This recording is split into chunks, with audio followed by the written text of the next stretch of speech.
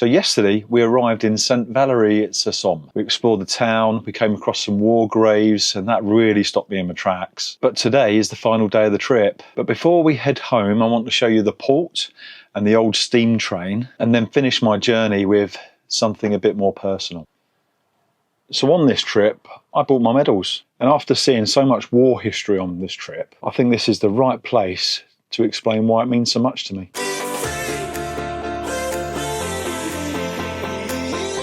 I was starting to wonder why everyone was down this end. Now I believe, maybe not in this bay, but definitely the top, it gets a bit crowded. And the reason for that is there is electricity in certain areas of the site. So you've got an electricity box over there.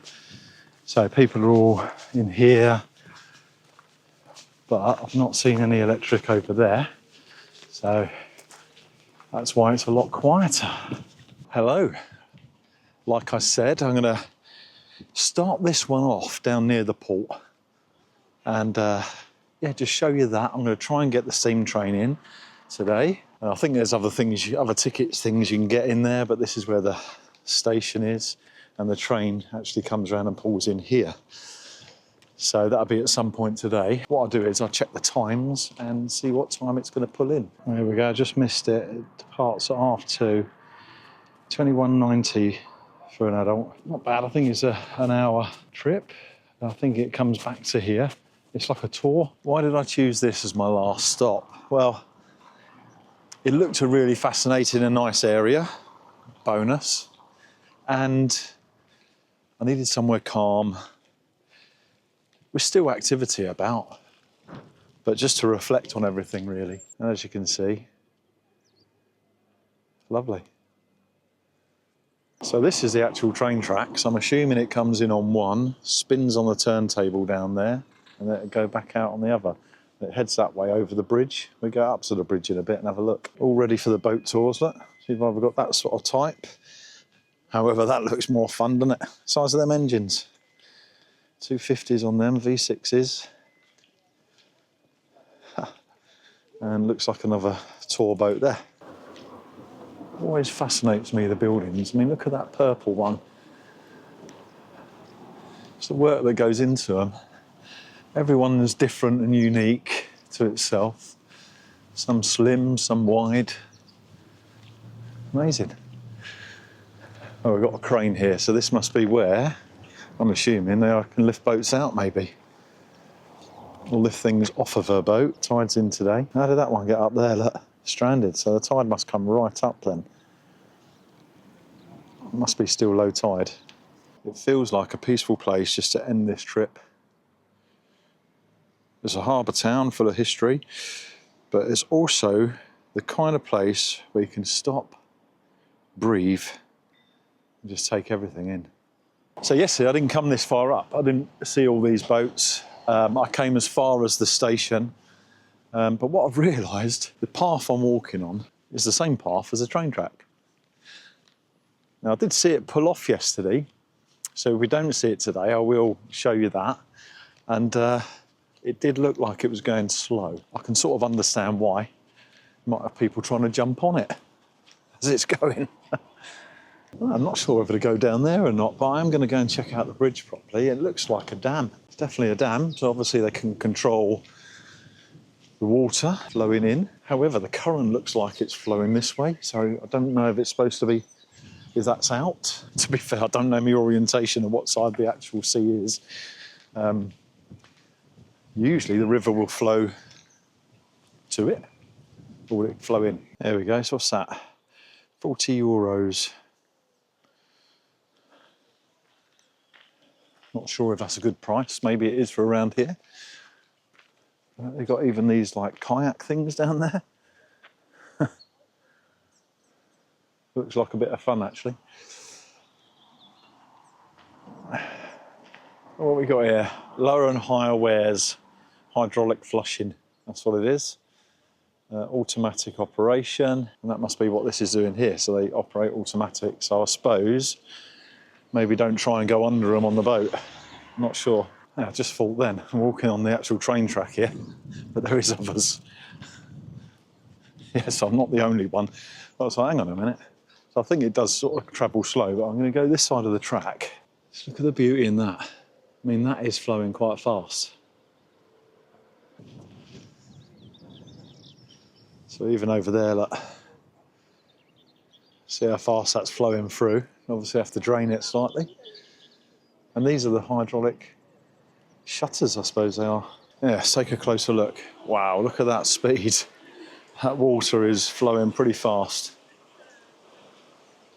They're massive, aren't they? I bet they weigh loads. Let's see if it's flowing just as fast over this side then. Obviously is. It must go off that way then, obviously. And no one else is allowed through. It's a lovely little area here, isn't it?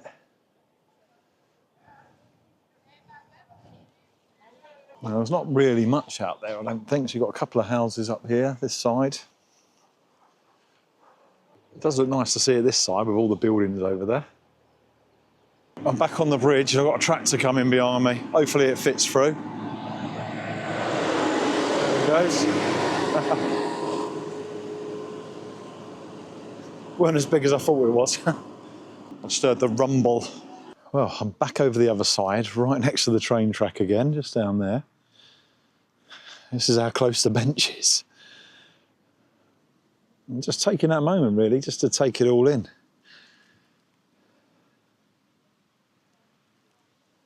Because today is about being slow and steady. I was sitting here, I'm just wondering, will I see the steam train today? Couldn't work out the times. I thought 2:30, and that's quite a far away. But you can see it just coming up over the bridge. So hopefully, me sitting here, I'm going to get the perfect view, as long as it don't turn off a different route.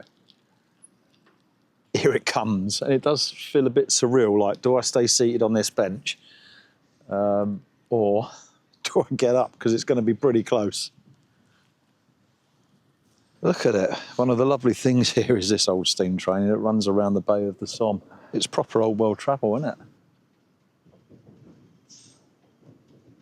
Look, how cool's that? Well, it's only a teeny little engine, isn't it? That is beauty, isn't it?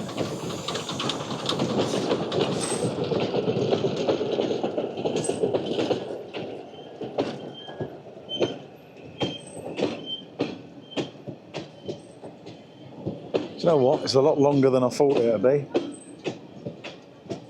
This is weird, isn't it?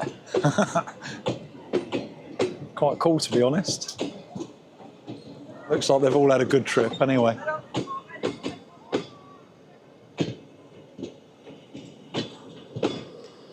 There it goes.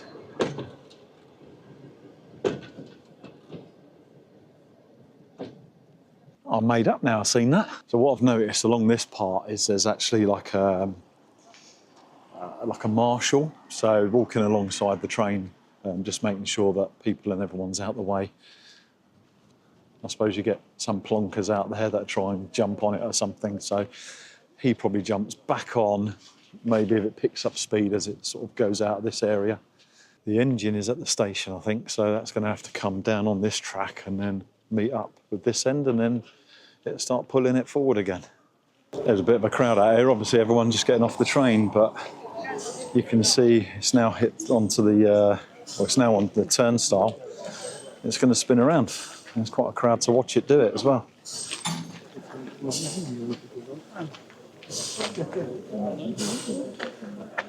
There it goes.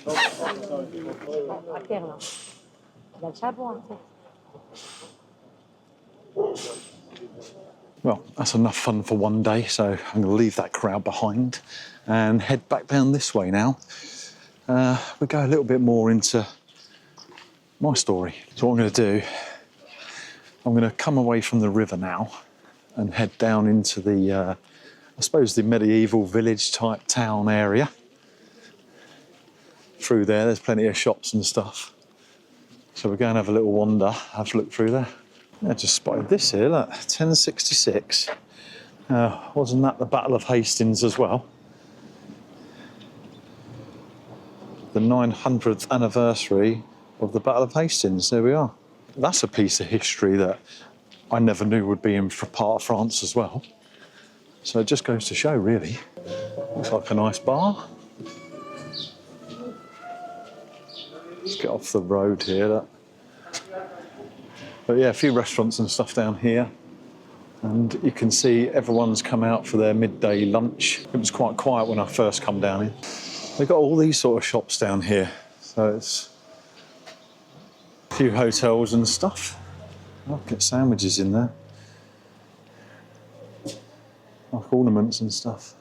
I suppose it's a bit like a holiday resort as well. Maybe because they've got the steam train down there, you've got the beach the other end. But it is quite nice. And I would stay here again, definitely. Quite a nice touch. So that's the way I came up and then back down today. So up yesterday, down today. I'm going to head this way round. Let's find a quiet spot. Found myself going up one of the side streets. I've noticed all these streets have these parking machines. I suppose the only place to park here is there. Oh, there's a couple more up there. Look. Yeah, they seem to be everywhere. Solar powered. Makes me wonder, the residents have to pay as well? Surely they get a pass or something. Maybe they have to pay yearly. Because it'd be a right pain. Most of them have got driveways though, so maybe that's the reason. If you're not on your driveway and on the road, you have to pay. This is the bits I like. This is good for me, this bit. Because there's no one about. Peaceful. Just me, the sound of the birds. And that's it.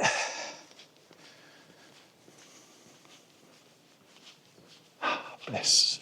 You see, even in peaceful places like this, you're never far from the reminders of the past. I was standing here yesterday and it stopped me in my tracks. So I thought I'll come back here today so I can stop and think. So I found a lovely bench and it's just right in front of the memorial over there. And I brought my medals with me. Now, these medals ain't to brag or anything like that, because they mean too much more to me than that. And it just reminds me of my service, the cap badges I've served in, the people I've served with. But the funny thing is about these medals, 2 years ago, I got them fully mounted. And 2 years ago, I applied for 3 of them. I weren't sure if I was entitled through the medals agency, but I was. And actually, I didn't get the LS&GC, which is the long service good contact you get as a regular soldier, but I got the VRSM, which is the end one, which is volunteer reserve service. Very similar. Yeah, I didn't look at my medals for a long, long time.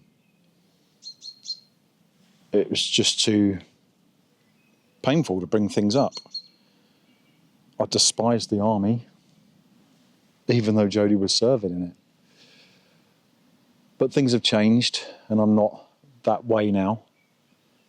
I got them mounted, and for the last 2 remembrances, I have worn them. And worn them with pride. As a reminder. You see, visiting places like this, seeing all the names, the ages, the graves, the sacrifice, I think it does hit differently if you've served yourself. I've explained a little bit about PTSD, my CPTSD. And I think people probably understand that you haven't got to explain everything to not understand it was real. Yeah, and for me, this trip has been an emotional journey. You know, it's been about history, respect, remembrance, but also about dealing with myself, understanding myself a bit more. And just sometimes standing somewhere quiet like this just makes you realise, you know, how much people carried and how much people still carry today. And I really do want to make it clear that I would never compare myself to anyone that served in the wars, First World War, the Second World War, you know, and what they actually went through. But what I do understand is that service changes people, you know, and that's whether it was over 100 years ago or today. The impact, it just doesn't always end when the uniform comes off. Not at all. So as I finish this trip, I want to say thank you to everyone that has followed along. For me, it's not just been a motorhome trip.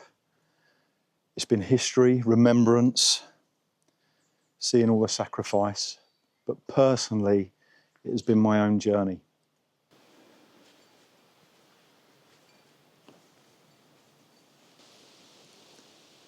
And just that little bit of reflection. If you've been watching, you're still watching, still following along, and you are struggling, just don't bottle it up. There's people out there that can actually help. I will put the link in for Veterans in Action. You can reach out to them. I'm more than happy to pass you their information. But the more you bottle it up, eventually it will come out. Not in a good way. So I suppose to end this one now, I'd just like to say thanks to everyone that subscribes, everyone that supports the channel, and I will catch you on the next one. So until then, bye.